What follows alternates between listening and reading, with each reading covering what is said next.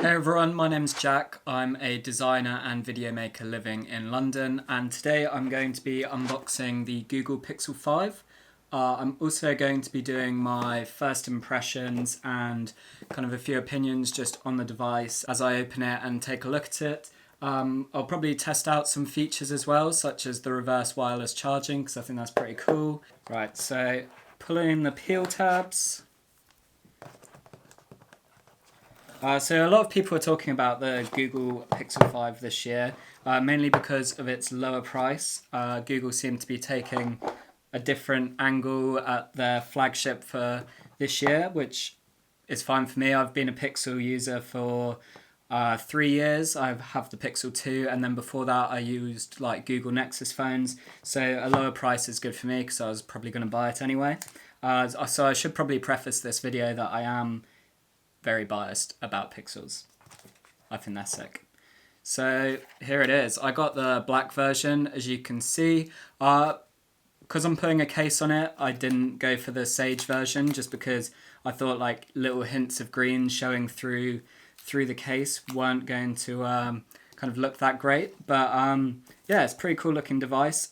Already though, I'm getting a lot of fingerprints on this back. It's like they appear for a second. Maybe it's because I just had a shower and my fingers are still wet, but yeah, it's a bit odd. But the moment every smartphone fan loves is taking off this and having a clean, scratch-free phone for about 5 seconds before you cover it in fingerprints.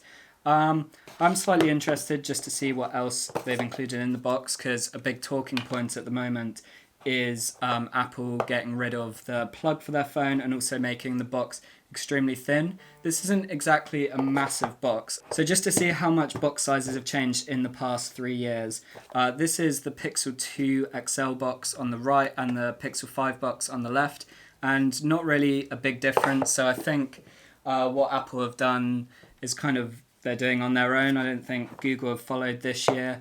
But maybe next year we'll see much thinner boxes, which supposedly is for more eco-friendly packaging, but more than likely it's just so they can ship more phones at once for cheaper. Probably a good business move by them. So yeah, it's got some manuals, cables, adapters, and charger. Nothing interesting. And if you own like a Pixel phone already, like I do, these are things you already have. So I guess it's always good to have spares though. So let's take a good look at the phone. So it's got a very clean front, especially compared to, I just punched my monitor, what was that about? Compared to the Pixel 2 XL, which has like a big chin and a big like forehead at the top. This has completely removed that. It's only got a very small bezel around the front of the screen. It's got like a hole punch camera at the top left. You can't actually see that while the phone's off. And then there's that camera module at the back. That is extremely bright. I don't think my camera's going to adapt to that. Oh yeah, it is. Quick note on the camera. I've actually just purchased a Canon M50. And this is my first video recording on it. So apologies if the lighting and audio and everything isn't ideal in this video, because I literally opened it a few hours ago and haven't kind of worked out what settings look best on it. So hopefully in the future, much higher quality videos to come, which is the reason why I bought it. My last 3 videos were actually recorded on the Pixel 2 XL, and it doesn't have the best video quality, to be honest. There is a lot of talk that the video quality is better on this. It has better image stabilization. And also I think since the Pixel 3, the camera sensors have been improved. So once you've connected to your Wi-Fi, if I get the focus on this, you have this funky animation getting your phone ready. So while I'm waiting for that, I'm just going to open up this case that I bought. So it's a Spigen case. My last few cases I've used have all been Spigen, and I've generally had no problem with them. They're a lot cheaper than the official Google cases, and they offer lots of protection, and they're pretty slim. So let's take a look at how this is on the device. I'm pretty keen not to damage my phone this time, because if you can see this on the Pixel 2 XL, on this corner you can see it's pretty badly cracked. As you can see, the Pixel 5 actually fits inside kind of the body of the Pixel 2 XL. So first impressions are that I actually prefer this smaller size. It feels a lot more comfortable in the hand. I'd always use the back fingerprint scanner to do my notifications, just because stretching up to the top of the phone was pretty challenging. So I've just finished setting up the device. I'm actually a really big fan of these tiny bezels. Even with a case, it really feels edge to edge. I'm sure I can demonstrate that a bit better with a brighter coloured background. Then you can see just how like edge to edge the display is with that hole punch in the top left. Speaking of the camera, I know a lot of people are probably disappointed that they don't have any kind of like Face ID or Face Unlock on this phone. I think that was probably a decision to keep the price lower.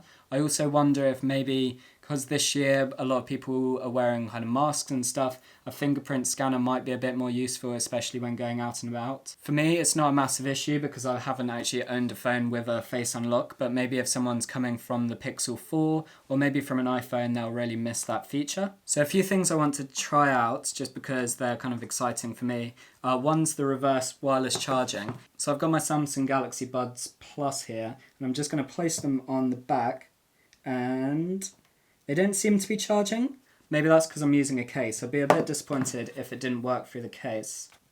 No, doesn't seem to be working. So I'm just going to check if reverse wireless charging needs to be enabled in the settings. So there doesn't seem to be any settings for wireless charging, so I guess it just doesn't work with the Samsung Buds. I'll do a bit of research and put like an annotation or something if it does work and I'm just being stupid. But for so, Future Jack here, it turns out I was just being stupid. If you type in battery share in the settings on the Google Pixel 5, there's a toggle to enable battery share, which is another name for reverse wireless charging. You flip it over, you put your earphones on, and it's charging, as you can see from the red light. Anyway, back to the video. And the other thing I want to try out is some video recordings, just because, as I mentioned, I do quite like taking videos on my phone. So I'm just going to switch over to recording from this. So I'll also use the audio from the Pixel 5 just to see how it compares to using the microphone that's on the camera. This is also quite an interesting test for me because I've only just got this microphone and camera set up, so I want to see like the differences between this phone. At least on the display of the Pixel 5, this video looks really impressive and very smooth. I think the image stabilization is a bit over the top. I find I'm kind of turning a corner and it jolts quite quickly because it's just trying to keep it as smooth as possible. But yeah, this is my camera setup at the moment. I need to get a proper tripod just so I can be a bit more versatile with the type of shots I'm doing.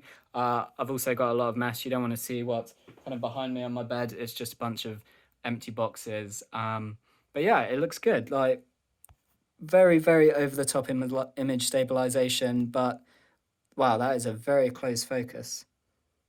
I'm impressed by that. Very cool. So I'll be using this phone ideally for the next few years, but I'll definitely be doing more videos on it.